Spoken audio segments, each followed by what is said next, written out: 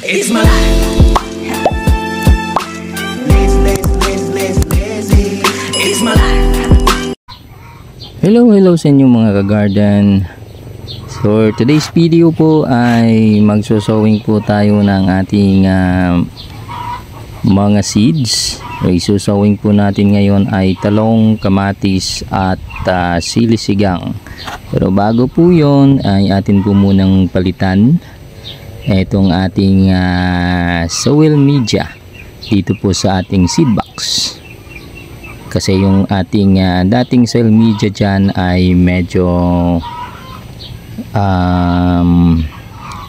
gamit na, kumbaga ilang beses na, so papalitan natin ng bagong mix.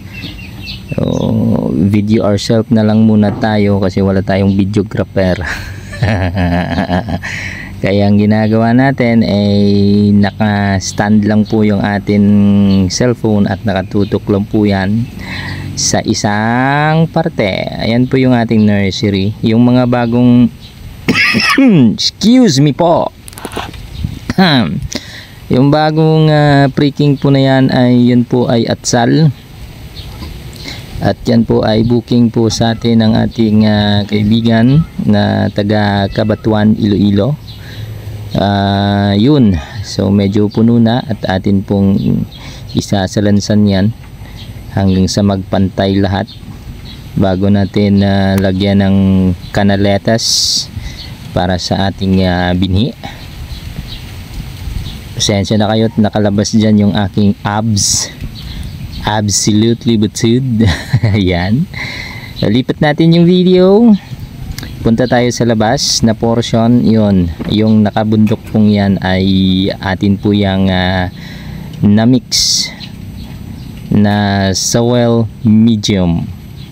So, tinabunan lang po natin ng trapal para hindi po siya ma-dry at pangit kasi kapag sobrang dry ng ating media or soil media ay ano po yan na pag nahanginan ay parang usok.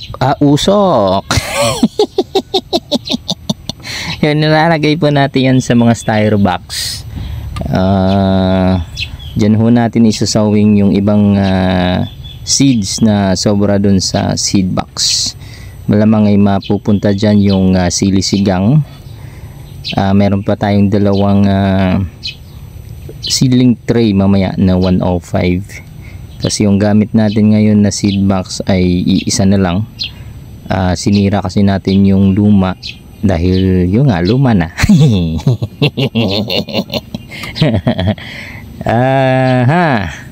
Walang laman, medyo walang laman po yung ating nursery ngayon.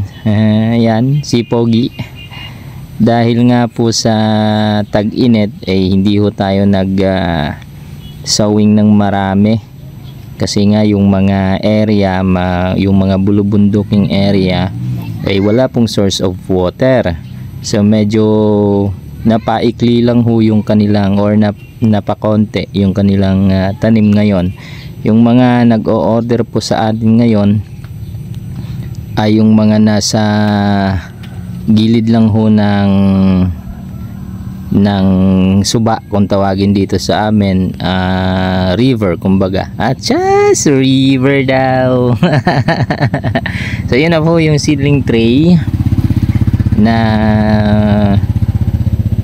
pagtatamnan ho natin ng buto ng kamatis. So dyan ho natin itatanim yan mamaya.